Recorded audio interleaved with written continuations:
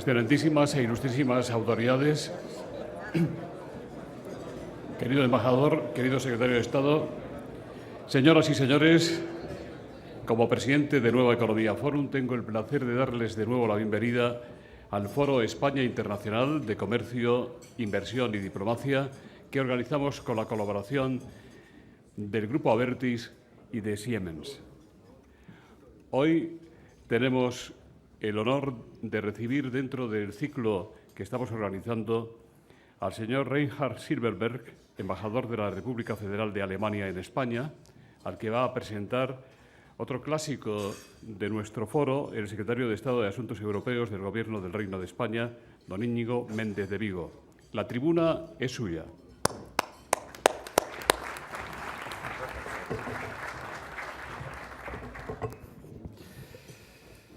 Señor presidente del Consejo de Estado, señor vicepresidente Solbes, señor ministro Oreja, secretarios de Estado presentes y pasados, consejeros, amigos todos.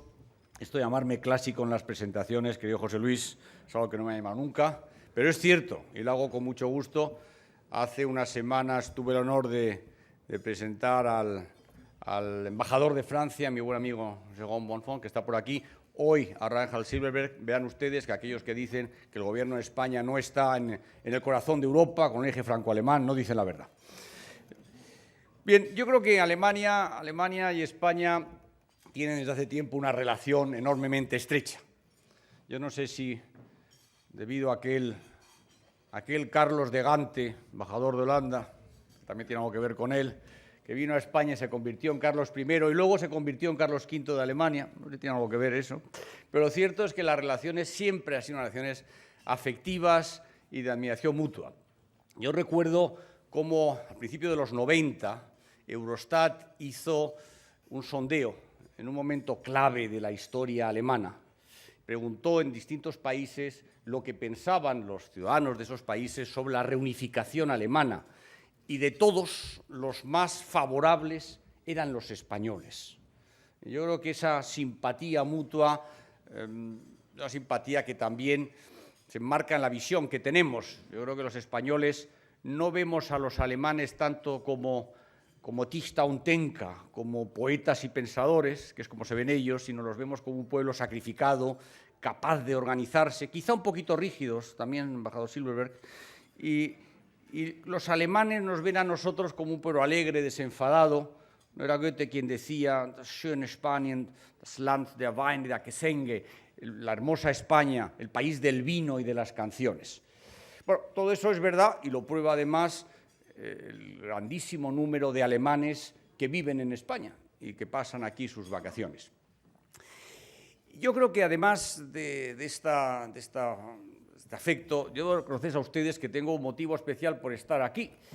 Y es que si don Antonio Machado escribió aquel poema que empezaba hablando de mi infancia son recuerdos de un patio de Sevilla, yo podría, si tuviera el talento de don Antonio, que no tengo, empezar diciendo que mi infancia eran recuerdos de otro patio, en este caso el patio del Colegio Alemán de Madrid, donde yo pasé 14 años muy felices de mi vida, que me permitió aprender alemán y sobre todo conocer y empaparme de la cultura alemana. Y eso a lo largo de la existencia me ha permitido hacer muchos amigos y uno de ellos es Reinhard Silberberg,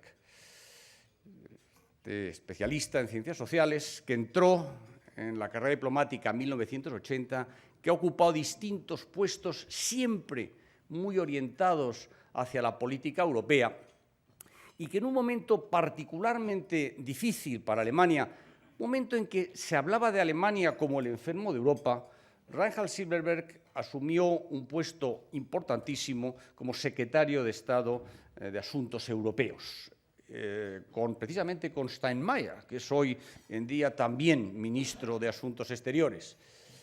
Jean Monnet utilizaba una frase de un político norteamericano. Decía Jean Monnet que hay dos tipos de personas en la vida, aquellos que quieren hacer cosas y aquellos que lo que quieren es ser algo.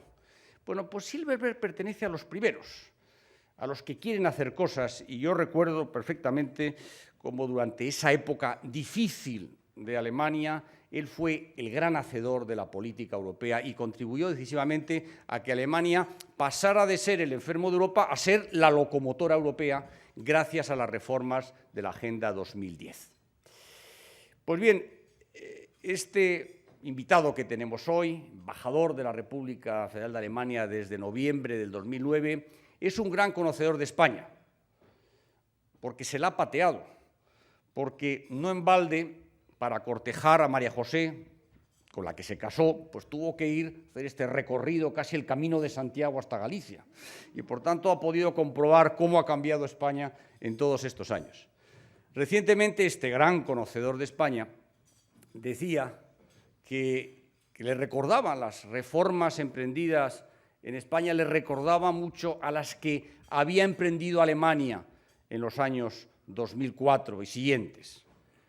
Y la imagen que él traducía de lo que había que hacer, la idea de consolidación fiscal, reformas a nivel nacional, reformas a nivel europeo, la necesidad de que fluyera el crédito, la necesidad de tener un full picture de hacia dónde iba la Unión Europea, es en suma una visión muy parecida a la que el presidente del Gobierno, Mariano Rajoy, especificó en la carta que envió a los jefes de Estado y Gobierno en junio del 2012. Y en esa entrevista, Silberberg decía una cosa que a mí me ha hecho mucho reflexionar. Decía entonces que Alemania confiaba más en España que los propios españoles en sí mismos. Y yo creo que tiene mucha razón. Nosotros, España, hace 14 meses, estábamos en una situación crítica. Se hablaba del rescate, pero del rescate no en términos de habrá o no, se decía habrá, se hablaba de cuándo y cuánto. La situación ha cambiado completamente. Hoy en día España ya no es noticia por el rescate, que nunca se produjo, sino porque los inversores vuelven, porque la prima de riesgo se acorta, porque el otro día la demanda del bono español a 10 años fue de 40.000 millones de euros, que es precisamente la cifra de la línea de crédito que Europa nos dio para salvar a una parte del sector bancario español. Y hay muchos estudiosos que dicen, o que establecen un paralelismo, Arcano lo hace, Alemania 2004 igual a España 2014, el Deutsche Bank Research ha dicho lo mismo, las reformas que España está haciendo ahora nos recuerdan mucho a aquellas que hizo Alemania. Joachim Fels el otro día hablaba también de la germanización de España y un colega mío de gobierno se preguntaba en una tribuna parecida a esta si España no era la Alemania del Sur. Bien, pues esta y otras preguntas van a tener ocasión de hacerle a nuestro invitado de hoy, que es una persona que conoce bien a España, que quiere a España, y en nombre del Gobierno de España quiero decirle lo contentos que estamos de tener entre nosotros y lo mucho que nos ayuda en esta difícil tarea que estamos llevando a buen puerto. Con ustedes, el embajador Silberberg.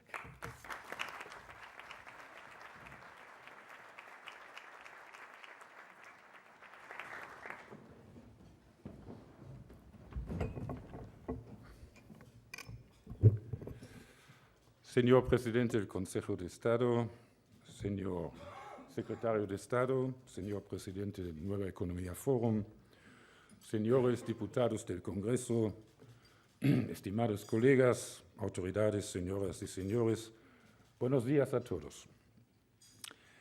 En primer lugar, quisiera expresar mi agradecimiento al Foro España Internacional y a ti, querido José Luis, por la invitación. Este tipo de debate político en forma de desayuno es un instrumento realmente maravilloso para el diálogo entre la política y la sociedad, una forma de debate totalmente desconocida en Alemania. Y ha sido una idea excelente de invitar a los embajadores acreditados aquí. Agradezco al secretario de Estado sus amables palabras. Es una gran alegría y realmente un gran honor para mí que haya sido él, un gran europeo, un europeísta convencido, quien me introdujera. Durante generaciones su familia ha mantenido estrechos lazos con Alemania. Íñigo, te agradezco tu amistad que tanto valoro. Y gracias también a todos ustedes que han acudido hoy, me demuestra que hay un gran interés por Alemania. También es expresión de lo estrechamente conectada que estamos en la Unión Europea y la Eurozona. Lo que sucede en Madrid tiene consecuencias para Berlín y lo que pasa en Berlín tiene consecuencias para Madrid. Las fronteras tradicionales entre las políticas interior y exterior van desapareciendo, particularmente en la zona euro. Ya no se pueden tratar nítidamente. Hoy en día, diplomáticos, embajadores hablan también públicamente sobre asuntos que antes habían sido tabú. Por ejemplo, a Alemania se le reclama que aumente los sueldos o refuerce las inversiones en infraestructuras para reanimar la demanda interna. Lo puedo leer todos los días aquí en la prensa española. Y por su parte, Alemania pide a los socios a que apliquen reformas estructurales.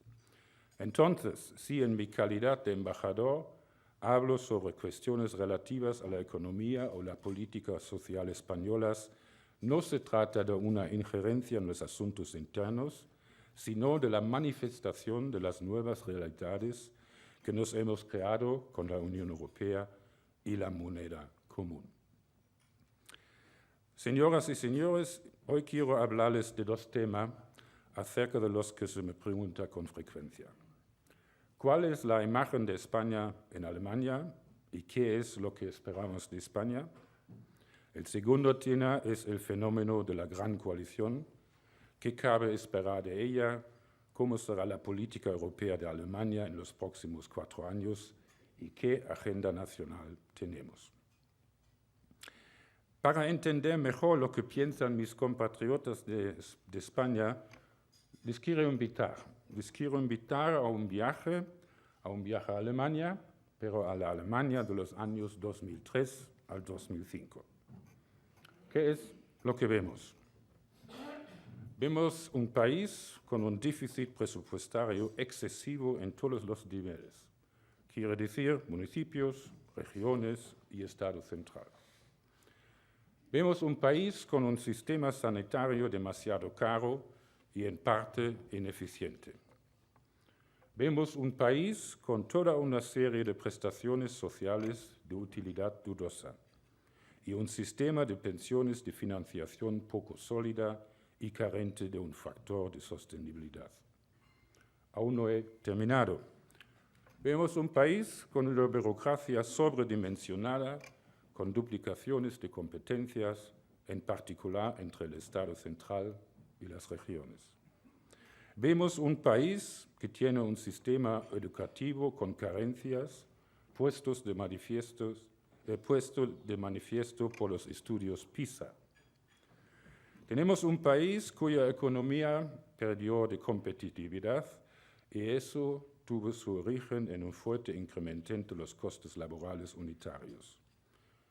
Tenemos un país que tiene un desempleo que aumenta rápidamente, más de 5 millones de personas sin trabajo. Un país con un mercado laboral poco flexible y grandes desequilibrios en los bancos debidos a negocios especulativos gigantescos. ¿Les suena? Al inicio de la etapa del gobierno del presidente Mariano Rajoy, la situación en España tenía muchas similitudes con la de Alemania hace 10 o 11 años. Y las agendas reformistas aplicadas en Alemania y España son muy similares. También nosotros tuvimos que realizar reformas drásticas para salir de la crisis. Tuvimos que modificar nuestra ley fundamental, nuestra Constitución, para delimitar de una manera más clara las competencias del Estado y de las regiones. Reformamos el derecho laboral, también hubo recortes en las prestaciones sociales. Por ello, en Alemania comprendemos muy bien el enorme esfuerzo que representa para el gobierno español poner en marcha las reformas necesarias. Y también sabemos los costes políticos que causan. Por esto, Alemania ha apoyado la política reformista en España desde el principio. Y en Alemania sabemos además que a la población se le exigen grandes sacrificios con estas reformas. Y entendemos que las personas salgan a la calle para protestar. Todo lo demás sería antinatural. Aún así, en Alemania tenemos la impresión de que muchos españoles están convencidos de que las reformas son la única solución, aunque duelan. Sabemos lo que significa aplicar una devaluación interna para volver a ser competitivos. En su momento pasamos en Alemania por el mismo proceso, pero tuvimos más tiempo y lo pudimos hacer en un entorno político, financiero más tranquilo y estable. Sentimos un profundo respeto por lo que se ha logrado y se está logrando en España. Y sentimos un profundo respeto por la población española que está padeciendo ahora las consecuencias de las reformas necesarias e ineludibles. Entendemos el desánimo y la rabia de muchos. También en Alemania vimos pisoteada nuestra autoestima y la prensa económica internacional dedicó comentarios mordaces a Alemania, despreciando en alguna ocasión el principio del juego limpio. Así pues, ven ustedes que en Alemania las cosas no fueron distintas, tanto más nos alegra pues que en España, con los primeros datos macroeconómicos positivos, el ambiente también esté mejorando. Alemania superó la crisis del comienzo de este siglo con éxito, pero entre las reformas y la mejora de la economía pasaron 2 o 3 años, y eso es lo que está pasando aquí. Hoy tenemos una economía relativamente buena. La tasa de desempleo en diciembre del año pasado fue el 6,9%. Ya estamos en el 5º año de crecimiento, aunque recientemente haya sido moderado. Pero si la economía alemana hoy goza de una bastante buena salud, esto no es mérito exclusivo de los gobiernos de Gerhard Schröder y Angela Merkel. Es un mérito de la sociedad en su totalidad.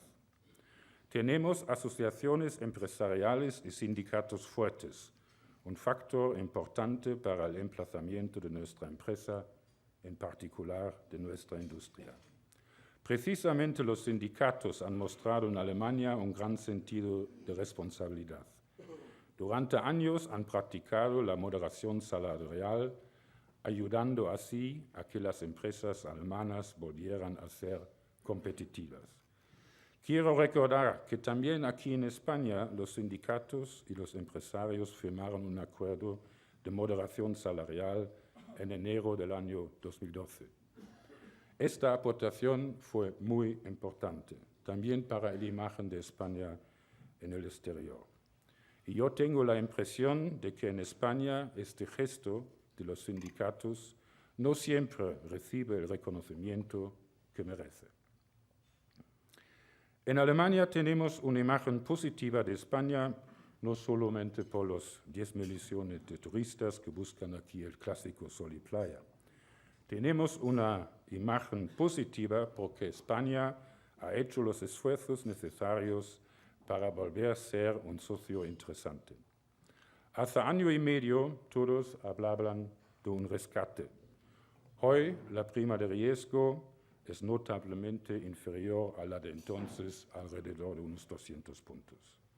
Las exportaciones de España han aumentado de forma colosal y hay muchas empresas españolas que están cosechando mucho éxito en Alemania. Ahora todo depende de que se mantenga la dinámica reformista. Aún se deben acometer otras reformas políticamente muy difíciles y extremadamente complejas. El gobierno español ha señalado ya las obras que hay que hacer. Una reforma fiscal, una reforma de las relaciones financieras entre el Estado central y las comunidades autónomas y la culminación de la reforma del sector público, de la administración, por citar solo unas pocas. Pero también hay ámbitos en que nosotros desearíamos una mayor implicación de España. quiero señalar aquí dos de ellos. La lucha contra el desempleo, en particular el juvenil, pasa a ser el foco de atención de la política. Hemos aprobado numerosos programas a escala europea que deben ser implementados ahora con prontitud.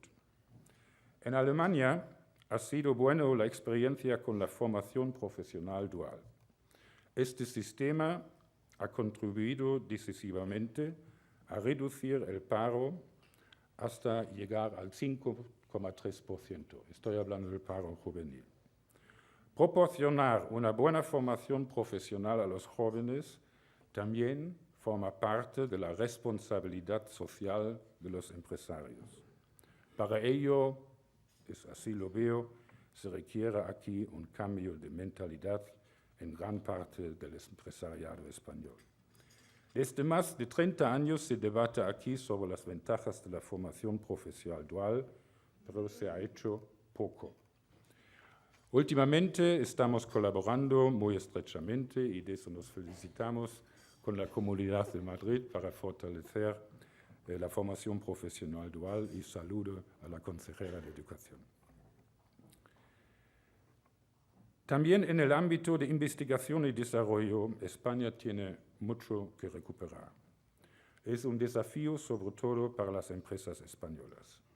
Aquí el gasto en I+D representa alrededor de 1,3% del PIB, en Alemania es el 3% y en los países escandinavos alcanza incluso el 4% o más. La investigación y el desarrollo conducen hacia productos innovadores y garantizan el trabajo de mañana. España no debería dejar escapar el gran valor añadido que genera el I+D. En cuentas resumidas, tenemos confianza en España, estamos convencidos de que superará la crisis con éxito. Las empresas alemanas, como yo he dicho, Íñigo, apuestan por España como emplazamiento económico y saben que merece la pena invertir aquí. Las cifras lo demuestran. Y vemos a España como un socio fiable de renovadas fuerzas en lo referente al ulterior desarrollo de la integración europea. Señoras y señores, tratemos ahora el tema de la Gran Coalición de Berlín. Según encuestas de antes y después de las elecciones al Bundestag, la mayoría de los alemanes quería una gran coalición. A los ojos de los españoles, este tipo de coalición quizás les parecerá una estructura exótica. En Alemania ha sido lo más oportuno. La gran coalición también demuestra que, en asuntos fundamentales, en Alemania es posible alcanzar un consenso amplio entre los dos partidos grandes. Después de las elecciones del pasado 22 de mayo, fuimos testigos de una formación de gobierno a la alemana. ¿Qué quiere decir? Las negociaciones de coalición han superado todos los récords. Nunca antes había durado tanto tiempo. Cuando el día 17 de diciembre Angela Merkel fue elegida canciller por tercera vez por el Parlamento Federal, habían ya transcurrido casi 3 meses. Para elaborar el convenio ha habido 12 grupos y 4 subgrupos de trabajo con un total de 200 personas negociando, 200 personas. Y el resultado ha sido un documento de 185 páginas, un acuerdo de coalición, muy detallado. Y la prensa alemana comentó irónicamente este grado de detalle. Quizás la frase la más citada en la prensa alemana es la siguiente: queremos trabajar para que sean muchos más los ciclistas que lleven casco. El acuerdo de coalición titulado Diseñando el futuro de Alemania determina con precisión nuestros objetivos en materia de política nacional y europea. Y hay 2 ideas principales que recorren el acuerdo de coalición como hilos conductores: mantener y reforzar la competitividad de nuestra economía y, segundo, reforzar la cohesión social. En los 36 años de mi pertenencia al servicio diplomático alemán he visto muchos acuerdos de coalición e incluso he participado en la elaboración de algunos de ellos. Nunca antes la política europea ha ocupado tanto espacio como en el acuerdo actual. Incluye un capítulo propio relativo a Europa. Además, hay innumerables referencias a la política europea en casi todos los demás capítulos. Esto demuestra que Alemania define sus intereses, intenciones y proyectos dentro de un marco referencial europeo. La labor de unificación de Alemania sigue siendo el cometido más importante de la política alemana. Y es que a los alemanes solo puede irles bien si le va bien a Europa. Es por ello que el acuerdo de coalición contiene un compromiso inequívoco y convincente con la integración europea. En la actualidad, la Unión Europea se encuentra en una fase de transición de carácter económico, social e institucional. Como su mayor economía, Alemania quiere ser el ancla estabilizador y desempeñar un papel de responsabilidad. Por ello, haremos todos los esfuerzos para conducir una Europa reforzada hacia la salida de la crisis. Y para esta crisis hay muchas causas, entre ellos un endeudamiento excesivo de algunos estados, carencias en la competitividad, desequilibrios económicos, defectos de la construcción de la Unión Económica y Monetaria y desarrollos fallidos en los mercados financieros. Pese a que las expectativas de crecimiento van mejorando, todavía deberá transcurrir mucho tiempo hasta que esté superada la crisis totalmente. Para encontrar un camino duradero que nos saque de ella, se requiere un enfoque político de amplio alcance. Tenemos que combinar de una forma inteligente finanzas sólidas y duraderas con el crecimiento y la creación de empleo.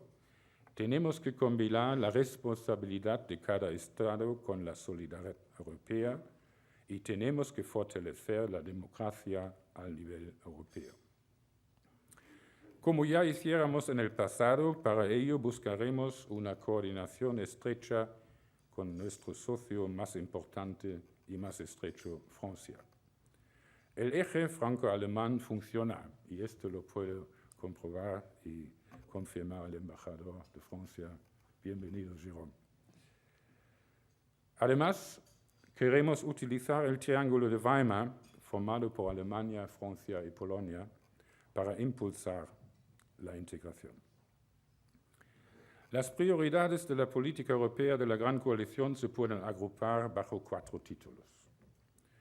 Este año se celebran las elecciones al Parlamento Europeo y vemos con preocupación el creciente euroescepticismo en algunos países de la Unión. Por eso, para nosotros, una prioridad es el fortalecimiento de la democracia y de las instituciones europeas. Afortunadamente, ni en Alemania ni en España existen partidos antieuropeos fuertes. Para recuperar la confianza de los ciudadanos hay que fortalecer la legitimación democrática. Las decisiones de la Unión Europea, también las decisiones de gestión de crisis, deben ser comprensibles y transparentes. Por ello, hay que asegurar que el Parlamento Europeo desempeñe un papel fuerte y debe estar estrechamente entrelazado con los parlamentos nacionales. Nosotros queremos una comisión eficiente y una clara definición de las competencias. Consideramos oportuno que las decisiones de gestión de crisis se tomen en las estructuras comunitarias democráticas, es decir, la colaboración entre la Comisión Europea, el Consejo, el Parlamento y los Estados miembros. Manifestamos nuestro compromiso con el método comunitario que debe ocupar el centro de la unificación. Algunos de los avances en la integración de los Estados en la eurozona se realizaron de forma intergubernamental, por falta de competencia en los tratados actuales. Nosotros creemos que deberían estar albergados bajo el techo de los tratados. Y un último punto que es muy importante para un país federal como lo es Alemania, se debe cumplir con el principio de subsidiariedad o de proporcionalidad. Los cometidos deben ser cumplidos donde mejor se pueda hacer, quiero decir, a escala europea, al nivel nacional, regional o municipal. Segunda prioridad es el desarrollo de la Unión Económica y Monetaria. La crisis ha puesto en evidencia los defectos de su construcción. Son necesarias una coordinación más vinculante de la política económica y una política presupuestaria más efectiva. Por ello, el Gobierno federal quiere fortalecer en los tratados los fundamentos de la Unión Monetaria. Nuestro principio seguirá siendo el de que la solidaridad y la solidez van unidas. Se debe mantener la política de consolidación presupuestaria, combinándola con reformas estructurales en favor del crecimiento e inversiones de futuro duraderas. A nosotros mismos nos exigimos lo mismo que a nuestros socios y cumpliremos consecuentemente con el freno a la deuda recogido en nuestra Constitución. Implementaremos las obligaciones del Pacto Fiscal Europeo y también los criterios de estabilidad para la cuota de déficit y endeudamiento del Pacto Europeo de Estabilidad y Crecimiento mejorado.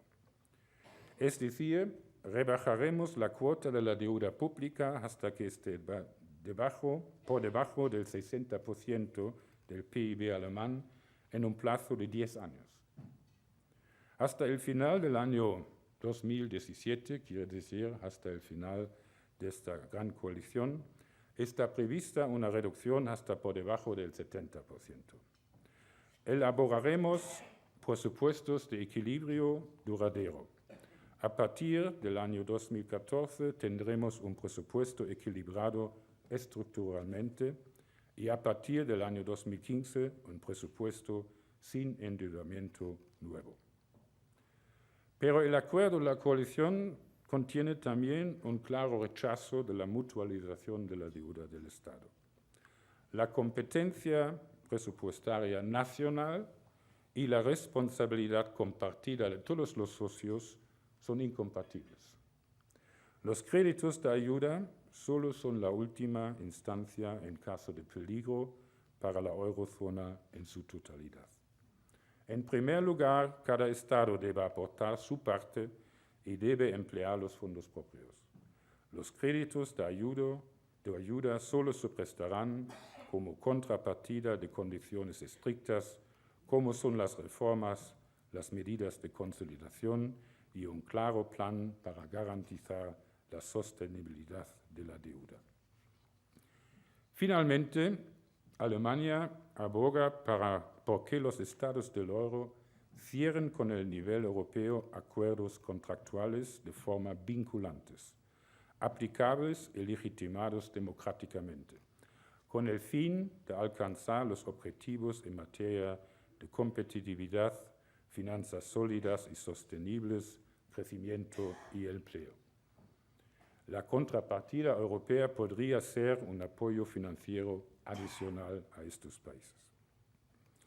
La unión bancaria es un importante elemento integrante de la gobernanza mejorada de la zona euro. Con la supervisión bancaria común y el mecanismo único de resolución de bancos hemos acordado dos pilares importantes. El consenso acordado con la sucesión de responsabilidades ha sido una solución que equilibra de forma justa los intereses de todos los implicados. Tercer punto es el fortalecimiento de la competitividad. Siempre se critica a Alemania por su débil inversión. Sí, queremos hacer más. Queremos alcanzar un porcentaje de inversiones totales que se sitúe por encima del promedio de la OCDE, que es aproximadamente el 21% del PIB. En el año 2012, Alemania solamente invirtió el 10% de su PIB en infraestructuras. Y tenemos necesidad de inversión, tanto al nivel del Estado como del sector privado. Por ejemplo, en infraestructuras, transporte, redes transeuropeas, eficiencia energética, energías renovables y provisión de banda ancha y educación. Como los gobiernos anteriores, la Gran Coalición apuesta por la investigación y el desarrollo. Hemos, como he dicho, ya alcanzado el 3% del PIB, lo que representa unos 80.000 millones de euros anuales. Y debemos mejorar las condiciones de emplazamiento de la industria, tanto al nivel europeo como al nivel nacional. A la hora de adoptar decisiones políticas, debemos tener en consideración la competitividad internacional de la industria europea.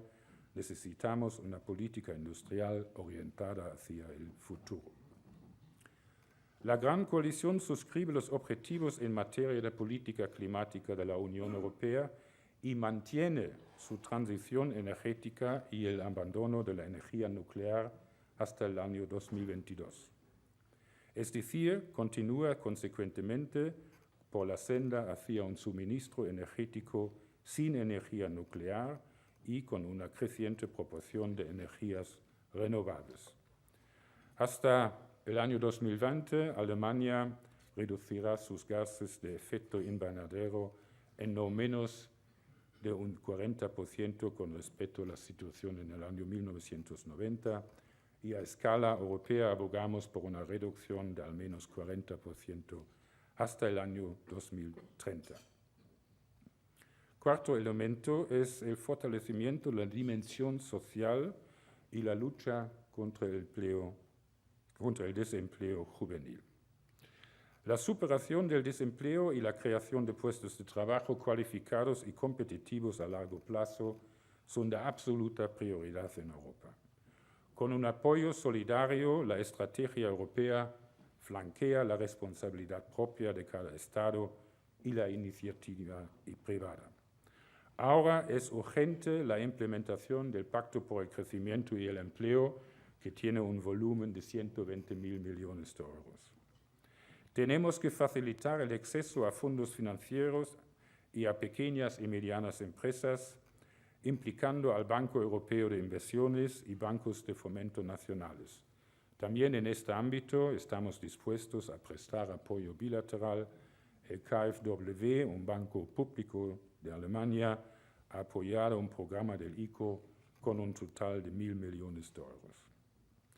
Alemania aboga por objetivos supervisables para luchar contra el desempleo juvenil en el llamado semestre europeo y predicará con el ejemplo en lo relativo a la implementación de la garantía juvenil europea.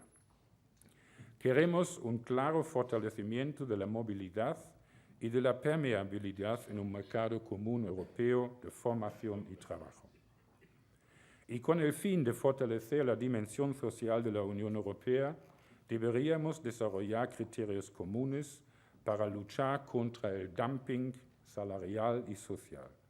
Así también evitaríamos las distorsiones de competencia que perjudican a empresas y trabajadores en el mercado interior. Necesitamos una protección eficiente contra la explotación y las condiciones laborales inmorales. Sería muy interesante estudiar asimismo la introducción de estándares de salarios mínimos en los países miembros de la zona euro. Debe quedar garantizada la protección de derechos sociales fundamentales frente a las libertades del mercado y debe existir una relación equilibrada entre el principio de competencia del mercado interior y la dimensión social de la Unión Europea. Al nivel nacional vamos a tomar algunas medidas. Primero, la cuota de mujeres debería ser el 30% en juntas directivas y consejos de vigilancia en las empresas alemanas. También queremos la igualdad de condiciones en la actividad laboral, así como la igualdad de salarios. El mismo trabajo quiere decir el mismo salario. En cuanto a la actividad laboral, hasta los 65 años, Alemania es el segundo campeón europeo por detrás de Suecia. Debería ofrecerse la opción de la jubilación anticipada a los 63 años, siempre y cuando se haya cotizado durante 45 años, y esa ley orgánica la fue adoptada por el Consejo de Ministros el miércoles pasado. Asimismo, abogamos por una mejora de la situación de los trabajadores contratos por tareas. Y quizás lo más importante, por primera vez en Alemania se introducirá un salario mínimo legal de 8,50 € a partir de enero del año 2015. Con todas estas medidas queremos mejorar la justicia social en Alemania y corregir en algunos aspectos las reformas que se hicieron hace 10 años. Y al mismo tiempo fortalecemos la demanda interior, algo que se nos exige ya hace tiempo. Señoras y señores, con esto ya finalizo. Alemania seguirá siendo un socio fiable y solidario, así como un ancla estable en la Unión Europea y la zona euro. Europa es nuestro destino. Solo juntos podemos tener éxito en un mundo globalizado. Para ello debemos lograr una mayor cohesión en el seno de la Unión y de la Unión Económica y Monetaria. Muchas gracias.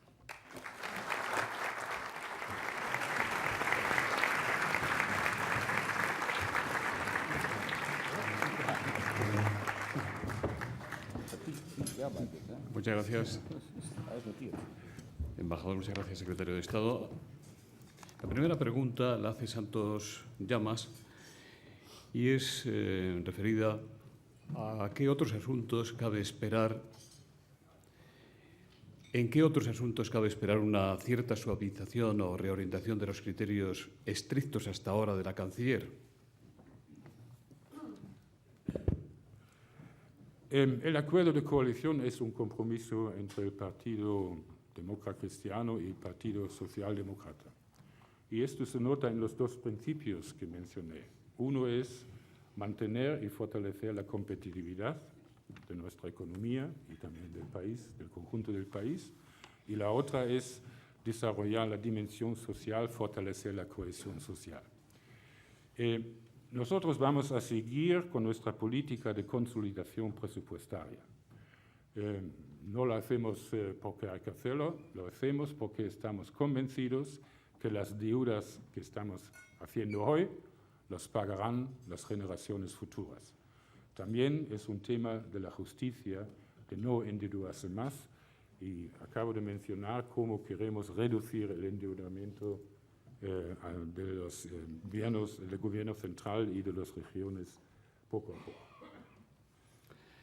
Cristóbal Sender dice: el gobierno alemán ha reconocido en público los logros del gobierno español para la salida de la crisis, pero también es cierto que muchos alemanes y otros europeos están preocupados de que un exceso de euforia y la necesidad que tiene el Partido Popular de evitar una debacle en las próximas elecciones europeas frenen la adopción de nuevas reformas y que el gobierno del señor Rajoy levante el pie del freno o del acelerador según se vea.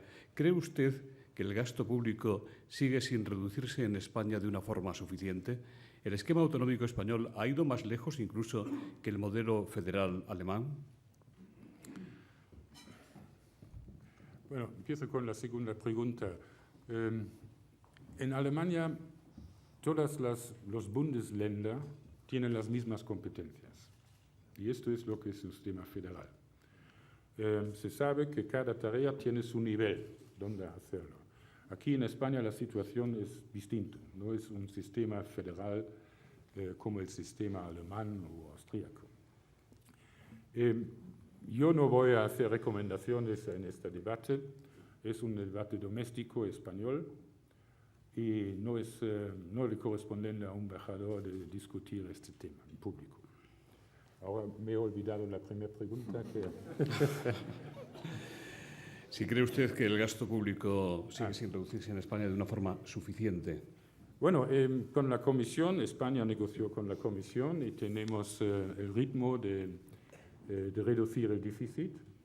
Nosotros estamos muy optimistas de que España lo va a lograr para este año, y vemos que la economía española vuelve a crecer. Ayer o anteayer el gobierno subió su pronóstico al 1% y esto genera también la recaudación de impuestos, y estamos bastante optimistas de que España sigue en el paso que habían negociado con la Comisión Europea. ¿Qué le parece, embajador, aunque sea a título personal, el anuncio del Gobierno de España de rebajar impuestos? Bueno, rebajar impuestos puede dar estímulos a la economía. Lo que hay que mantener es el equilibrio entre la reducción del déficit y los estímulos a la economía. Y yo no tengo duda que en España exactamente este equilibrio lo van a encontrar.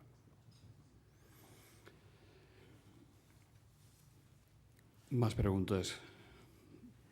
¿Alemania apoyaría la designación como presidente de la Comisión Europea del socialista alemán Martin Schulz, el actual presidente del Parlamento Europeo, que precisamente hoy está en Madrid, y uno de los artífices por parte del SPD de la coalición que gobierna ahora su país? ¿Sería ese uno de los precios a pagar por la CDU, una de las contrapartidas de ese acuerdo de coalición?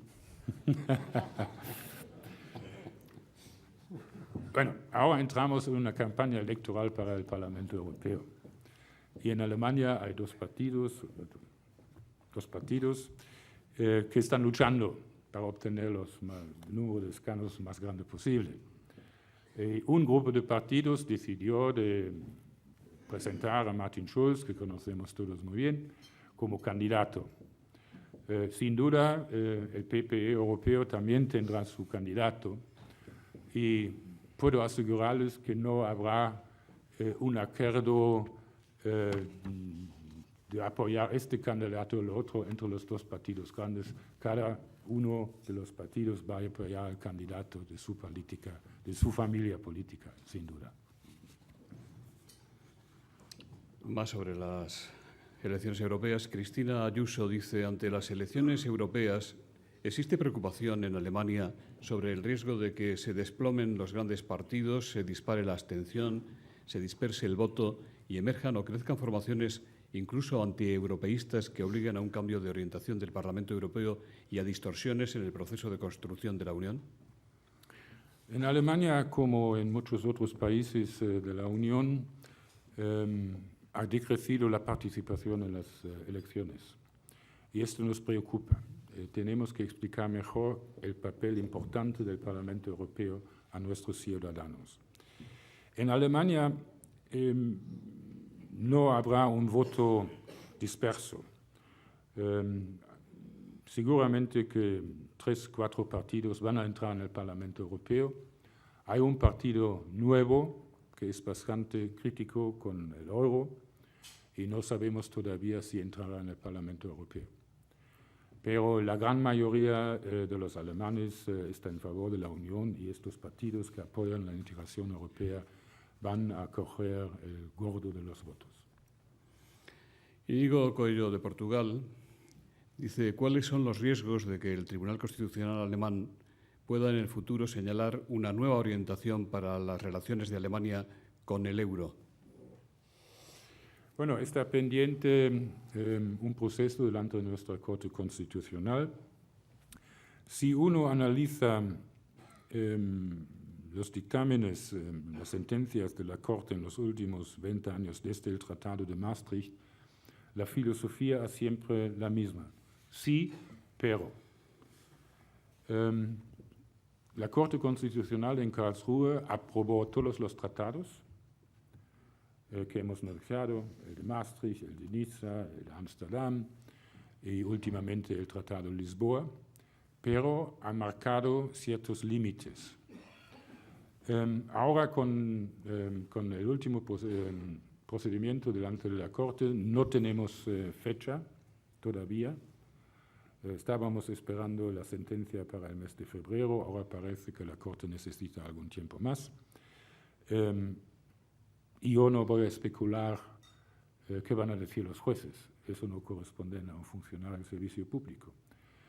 pero lo vamos a analizar, pero yo soy optimista acerca de la jurisprudencia de la Corte. Carlos José, le pregunto acerca de un tema al que usted se ha referido en su discurso, la unión bancaria. ¿Qué tendría que cambiar, qué garantías tendrían que ponerse sobre la mesa para que Alemania consintiera en acelerar un poco más el proceso de la unión bancaria? No voy a complicar la situación del ministro Schäuble anunciando aquí dónde podrían estar posibles líneas de un compromiso. Bueno, ahora entramos en la fase de negociación entre el Consejo y el Parlamento Europeo. Sabemos todos que queda poco tiempo, pero sabemos todos que queremos finalizar esta pieza central de la unión bancaria, quiero decir el mecanismo de resolución de bancos. No tenemos mucho tiempo.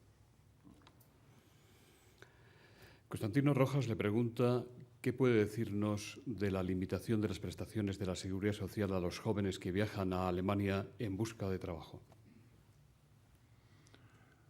Bueno, en Alemania no sé exactamente la situación legal, pero en Alemania los jóvenes que están en Alemania buscando trabajo, encuentran trabajo, no es tan difícil, siempre que se hable alemán, eso es un requisito.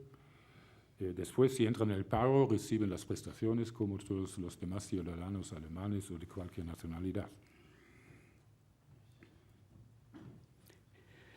Julio Cifuentes dice, estos últimos años muchos ciudadanos españoles han llegado a ver en Alemania al logro que nos imponía recortes que afectan a nuestro bienestar. ¿Nota usted que esa prevención ha cambiado y que esa tendencia podría ir a mejor si, como parece probable, el nuevo gobierno cambia su orientación? Perdón, la pregunta. Si nota usted que la prevención hacia Alemania, como el logro que impone recortes, ha cambiado y que esa tendencia podría ir a mejor como consecuencia de las nuevas políticas del gobierno de coalición. Bueno, nosotros pasamos por esa fase de recortes, especialmente prestaciones sociales y había algunas de valor dudoso. Nosotros no imponemos, nosotros como Alemania no imponemos a nadie hacer recortes. Tenemos procedimientos a nivel europeo donde se discute qué es lo mejor para un país, cómo avanzamos, cómo salimos de la crisis, cómo podemos sanear nuestras finanzas públicas. Y como he dicho, la filosofía de mi gobierno ahora es buscar un equilibrio entre la consolidación fiscal que vamos a mantener y los derechos sociales de la población. También le preguntan en qué aspectos, embajador, en qué aspectos de las relaciones bilaterales entre Alemania y España se debería profundizar y avanzar en los próximos meses. Las relaciones entre España y Alemania son excelentes. Yo no conozco ningún problema de tipo bilateral. No hay. En España trabajan más que 1.100 empresas alemanas con éxito y pocos se fueron, muy pocos se fueron durante la crisis, la gran mayoría quedó aquí. Y estas empresas alemanas emplean alrededor de 350.000 personas aquí en España y la facturación es alrededor de 70.000 millones, que es más o menos el 7% del PIB español. Entre universidades españolas y alemanas hay más que 2.000 acuerdos de cooperación. 2.000 acuerdos de cooperación. Es una cooperación muy intensa y muy densa. Pocos lo sabrán. España es el país con más colegios alemanes oficialmente reconocidos por mi gobierno en el mundo. Aquí hay más colegios alemanes que en Estados Unidos o en Francia o en China. Y los jóvenes que aprenden ahí a articularse en dos culturas es un gran capital para el futuro. Así que yo no veo áreas donde tenemos que intensificar de una manera esforzosamente nuestra cooperación. Ya es muy intensa y muchas veces la cooperación se realiza sin intervención por parte de ambos gobiernos. Tienes que mejorar en el fútbol solamente, ¿eh?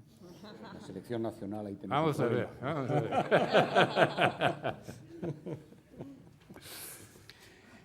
¿Qué piensa usted de la necesidad de reformar los tratados europeos y cuándo deberían empezar las negociaciones? Sí, nosotros vemos la necesidad de reforzar los fundamentos de la Unión Económica y Monetaria. Algunas de las medidas que hemos tomado en los últimos 2 o 3 años las tomamos de una forma intergubernamental por 2 razones. Una vez, algunos se opusieron a utilizar el método comunitario, algunos que no están en la zona, y la otra razón es que no tenemos bases legales en los tratados para crear fondos y otras cosas. Pero nosotros estamos convencidos que todo esto debía de estar dentro de los tratados, por eso queremos una modificación limitada, pero muy importante. Y esto también lo queremos porque siempre con un ojo miramos hacia Karlsruhe, donde es la sede de nuestra Corte Constitucional. ¿Cuándo debía de empezar? La discusión ya empezó a niveles de gobierno, jefes de Estado, y va a seguir después de las elecciones al Parlamento Europeo en otoño, y después hay que discutir lo que queremos, lo que se puede hacer. Nosotros propusimos algunas ideas que creemos que son muy importantes y después veremos.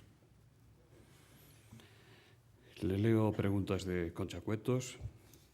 Además de la posición oficial del gobierno alemán, ¿qué opinión, qué estado de ánimo ha recogido usted de la industria alemana establecida en Cataluña sobre el proceso independentista?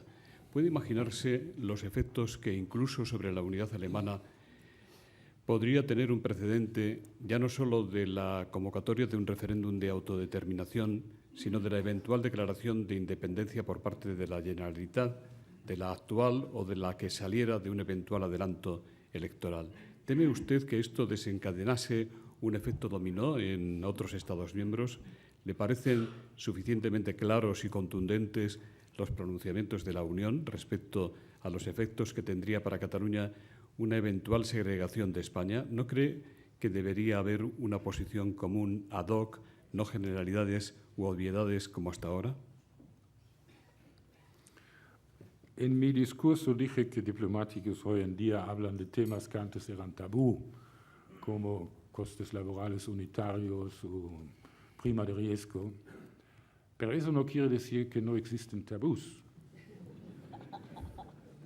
Todavía existen, y Cataluña es uno de ellos. Es un tema de la política doméstica, como dijo hace 2 o 3 semanas mi amigo Jérôme, el embajador de Francia, y también en este punto coincidimos perfectamente. Luis Fraga le pregunta por su visión, por la visión desde Alemania de la crisis en Ucrania. Y no me diga que tampoco puede ingerirse en eso. No. Estamos trabajando todos juntos. Pues yo creo que la Unión Europea tiene un papel ahí. Lady Ashton fue ahí a visitar Kiev. Nosotros debemos de reflexionar un poco si es una política acertada de poner la Ucrania en una situación en la cual tiene que elegir entre Rusia y la Unión Europea. Tuvimos ahora la cumbre con Rusia y estuvieron discutiendo exactamente también este tema, cómo encaja la Federación Rusa en nuestra política con los vecinos y cómo podemos entrar en un diálogo entre los socios de la política de vecindad y la Federación Rusa. Creo que este es el camino. Por lo tanto, esperamos que no haya violencia en las calles de Kiev y que se encuentre una solución entre la oposición y el presidente Yanukovych. Miguel Otero, director general del Foro de Marcas Renombradas Españolas, dice que necesitamos crecimiento en la Unión Europea. Las exportaciones no pueden orientarse solo a los mercados extracomunitarios y, en concreto, le pregunta cómo ve Alemania esta cuestión. Alemania se ha criticado mucho por su superávit en el balance exterior, que alcanza más que el 7% del PIB. Pero vale la pena analizarlo donde se genera este superávit. Y si uno lo mira de cerca, este superávit se genera en nuestro comercio con Estados Unidos, con India, con Brasil. Antes el superávit se generaba en el comercio con los miembros de la zona euro. Ahora ya no es así. El balance entre España y Alemania está casi equilibrado y ojalá que se mejoremos todavía más. Lo que tenemos que ver claramente, si hablamos de competitividad y hablamos de nuestros competidores, no es solamente Francia, el Reino Unido, o Polonia, o Estonia, no. Es Indonesia, es Turquía, es Brasil, es Colombia, es Vietnam, naturalmente China y la India. Porque vivimos ya en un mundo globalizado y si queremos mantener nuestra posición, tenemos que mirar la situación de estos países siempre en nuestra mente. Ellos están mejorando y nosotros también tenemos que mejorar. Manuel Butler dice: las reformas necesarias en Europa, Alemania 2004, España 2012-2014, abocan a una clase media menguante. ¿Puede poner en peligro la democracia? ¿Qué visión tiene de Europa en 20 años usted? Pedro González dice: su retrato de la Alemania de 2003 a 2005 ha sido intencionadamente el de la España 2009-2013. Conociéndonos como nos conoce, ¿cree que los españoles aceptaremos, como hicieron los alemanes, los sacrificios que se les impusieron, o augura un desenlace para España distinto del que ya ha sucedido en Alemania si los recortes continúan? Primero, la clase media. En nuestras economías, tanto en la española como en la alemana, la clase media es el backbone, como dicen los ingleses, de nuestra economía. Y nosotros tenemos una larga tradición en fortalecer exactamente este sector de nuestra economía. No son las empresas grandes, como Siemens, que genera el trabajo, son empresas de tamaño medio en Alemania que genera innovación y mucho empleo. Así que estamos ayudando a este sector de nuestra sociedad. Segunda observación, en muchos países aumentó la desigualdad. Y eso es una pena. Afortunadamente, las cifras, creo que fue la OCDE, enseñan que en Alemania por primera vez ha disminuido la desigualdad entre la parte más rica de la sociedad y la parte menos rica. Y esto es algo que tenemos que fomentar. Después, mi visión de la Europa en 20 años. Un canciller alemán, Helmut Schmidt, dijo una vez: los que tienen visiones tienen que ir al médico. Y yo prefiero adelantar paso a paso, según las necesidades y las posibilidades y las circunstancias políticas. Así que yo no soy un hombre de visiones. Sí, se puede hablar de los Estados Unidos de Europa, pero ¿cuándo? Y en la situación actual eso no ayuda. Tenemos que ser pragmáticos y avanzar donde podemos avanzar. Laura Prieto, de Radio Nacional de España, Radio Exterior, le pregunta qué porcentaje de los compromisos de la coalición con la SPD, valorados en unos 20.000 millones de euros, se van a dedicar a la mejora de la justicia social. Bueno, como acabo de mencionar, primero es el salario legal mínimo, un salario mínimo que vamos a introducir. Estamos mejorando las pensiones para las madres. Subimos las pensiones para madres que dieron luz a sus niños antes del año 92, que es un sistema, falta en el sistema. Y estamos tocando el sistema de pensiones, aumentamos permitimos a personas que cotizaron 45 años de jubilarse 2 años, quiero decir, con 63 años. Y esto también es un elemento de justicia social. Haber cotizado 45 años ya es muchísimo y por eso pensamos nosotros que eso es algo. Y los gastos van a estar especialmente en estos tres elementos. Ayer el que fuera embajador de España, don Pedro Sebastián de Erice, aquí presente, me comentaba sobre la importante ayuda económica que ha prestado la República Federal de Alemania para la restauración de un importante cuadro que se ha presentado recientemente, restaurado tan perfectamente en la Fundación Thyssen.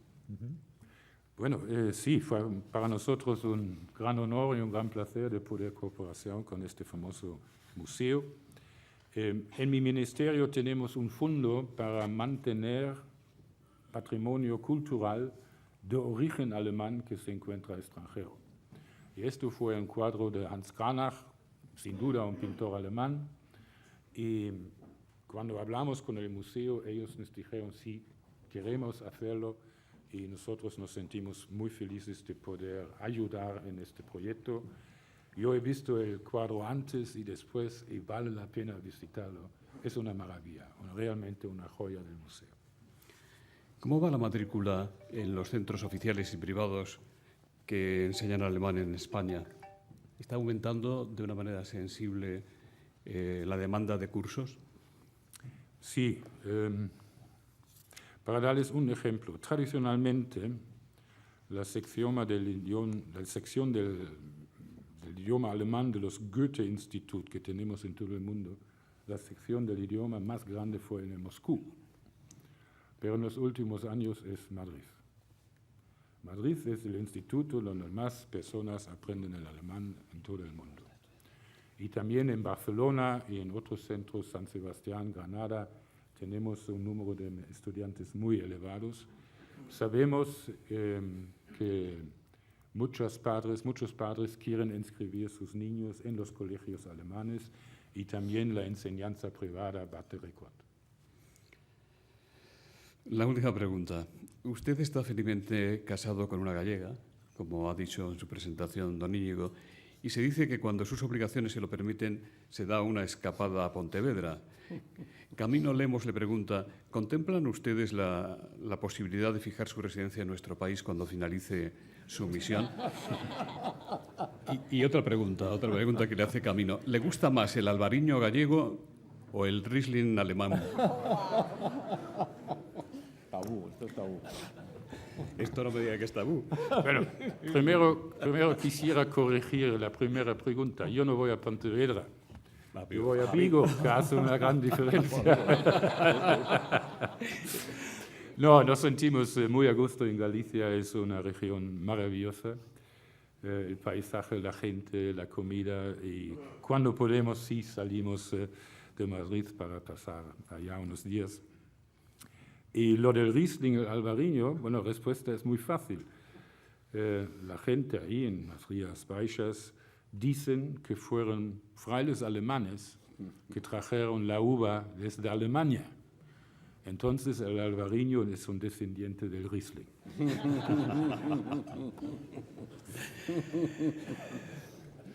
En nombre de Abertis y de Siemens, que hacen posible este Foro España Internacional, doña Rosa María García, presidenta de Siemens, va a despedir el acto. Pues muy buenos días a todos. Lo primero que quiero hacer es dar las gracias al Foro Nueva Economía. La verdad es que crear este espacio de debate donde en una hora reflexionamos acerca de las cosas importantes que ocurren en el mundo, en nuestro país, es un honor. Y haber tenido esta mañana pues, las reflexiones del secretario de Estado para la Unión Europea o del actual embajador de la República Federal Alemana, pues es algo que yo creo que nos enriquece a todos, ¿no?